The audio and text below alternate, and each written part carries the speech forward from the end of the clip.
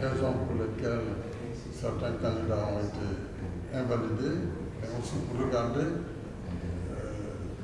le diagnostic du logiciel lui-même qui a permis de faire la sélection au niveau du Conseil constitutionnel.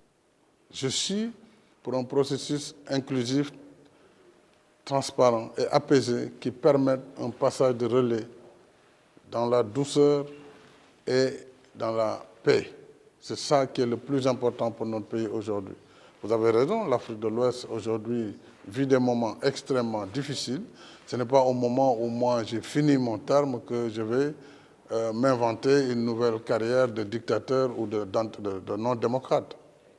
C'est un tableau qu'on peint, mais qui ne correspond pas à mon profil, qui ne correspond pas à ma personnalité et qui ne correspond pas à la réalité. La réalité, c'est que s'il n'y avait pas eu ces contestations crescendo, malgré les manquements, on aurait pu aller vers les élections. Mais appeler à enjamber et à poser le débat pour que l'élection soit plus inclusive et plus transparente, je pense que c'est ça qui est essentiel et non pas un jour après ou 2 mois après ou 3 mois après. Elle a estimé qu'elle avait le devoir, le droit de faire cette commission. Elle a fait la commission, elle a voté. Je pense que ce qui est essentiel pour moi, c'est la stabilité du Sénégal. Et là-dessus, quel que soit le prix à payer, il faut le payer pour que ce pays continue sa trajectoire dans la stabilité, dans la démocratie. Maintenant, eux, ils ont été éliminés pour cette raison. D'autres vont compétir dans la double nationalité. Ils ont introduit une demande. Il est trop tôt pour moi d'apprécier cette perspective parce que j'ai une réponse très précise, mais comme le Conseil doit statuer, il ne m'appartient pas pendant ce temps du Conseil de donner un avis quelconque. Vous savez, le principe de la séparation des pouvoirs voudrait que chacun reste dans sa sphère et n'interfère pas sur le travail de l'autre. Le président de la République doit être saisi. Il a un délai pour répondre.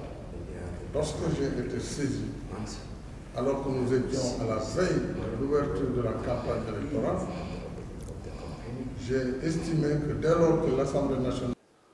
Le dialogue, pour moi, peut démarrer à tout moment, à partir de la semaine prochaine, mais je pense qu'il y a des préalables, si nous voulons qu'il soit une réussite. Et parmi ces préalables, c'est d'abord d'établir la confiance entre les acteurs, et c'est l'apaisement.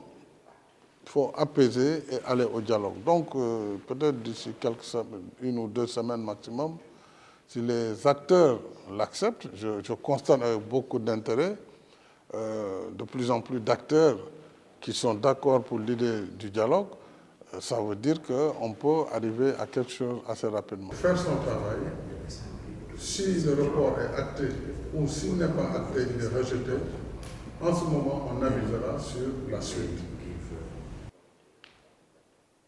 Oui, mon rôle en tant que président de la République, pour le temps qu'il me reste à la tête de l'État, c'est de toujours tendre la main et de dire aux acteurs politiques, faites attention,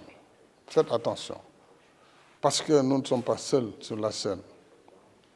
Et si les politiques ne sont pas capables de s'entendre sur l'essentiel, d'autres forces organisées le feront à leur place. Et là, ils perdront tous, le pays avec. Donc oui, il faut contester, il faut dire ce que l'on veut, mais il ne faut pas dépasser les limites qui permettent au pays de maintenir sa trajectoire démocratique. Si on n'est plus en démocratie, on sera dans autre chose. Vous voyez que nous sommes dans un temps